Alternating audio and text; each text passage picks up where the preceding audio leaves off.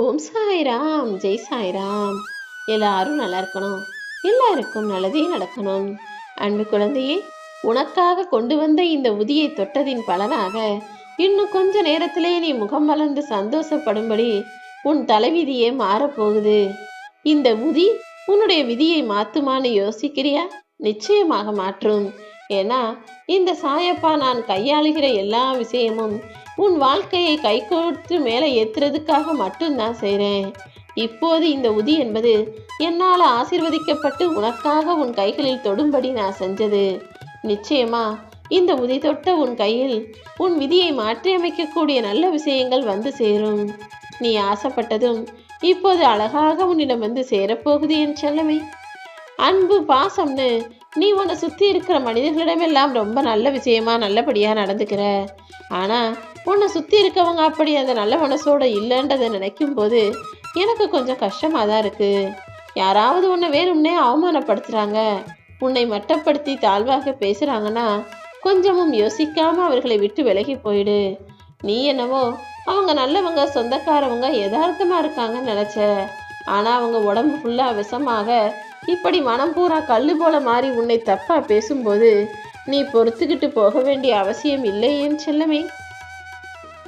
இன்னைக்கு வேணும்னா உண்மையான அன்போட இருக்கக்கூடிய உன்னை அவங்க அலட்சியம் செஞ்சிருக்கலாம்.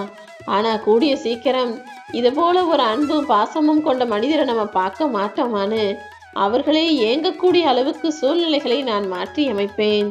நீ எப்போதும் எல்லாருக்கிட்டையும் இதே போல உண்மையான அன்போட இரு. ஆனா அவங்க உன்னை விட்டு பிரிஞ்சு போனாலும் கவலைப்படாத அளவுக்கு அன்பை அளவோடு கொடுக்கக்கூடிய ஆளாக நீரு.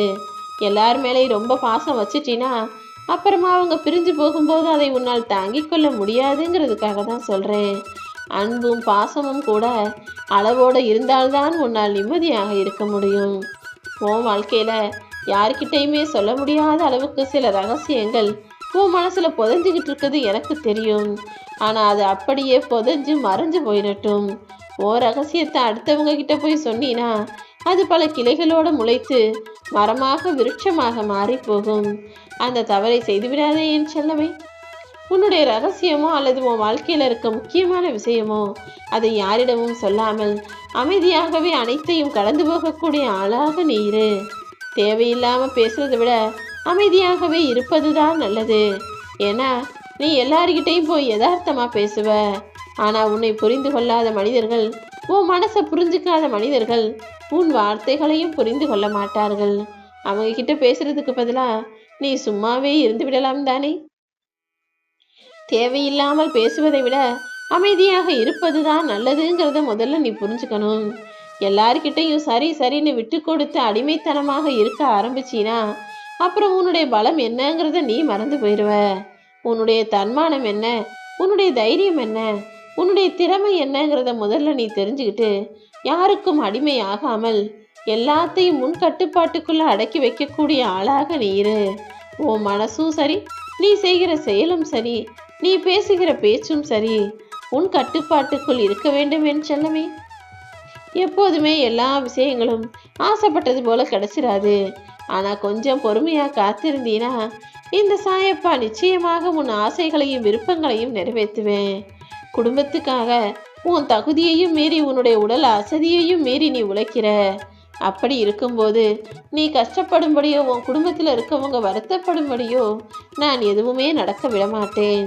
உன் எல்லா கஷ்டங்களையும் துன்பங்களையும் பிரச்சனைகளையும் போக்கி உன்னை சந்தோஷமாக நான் வாழ வைப்பேன்.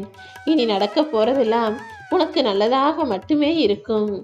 பல பிரச்சனைகளை சந்திச்சு சமாளித்து சகிச்சுக்கிட்டு இப்போ சலிச்சுக்கிட்டு போனாலும் பரவாயில்ல சரியாயிரும்னு நம்பிக்கையோட காத்திருக்கிற என் அன்பு பிள்ளையான உனக்கு நான் நல்லதை நடத்தி கொடுப்பேன் என் செல்லமே. இனி எல்லாமே உனக்கு நல்லதாக உனக்கு சந்தோஷத்தை தரும் விதத்தில் தான் இருக்க போகுது. உன்னை ஏமாத்தினவங்களே நல்லா இருக்கும்போது ஏமாற்றியவர்களே காலம் கை கொடுத்து நல்லா வெற்றியாக வாழும்போது உன்னை நான் விட்டு விடுவேனா என்ன? இனிமே பாரு, உன் வாழ்க்கையில் பல சிறப்பான நல்ல விஷயங்கள் நடக்கும். பொறுமையாக காத்திரு. ஓம் சாய்ராம்.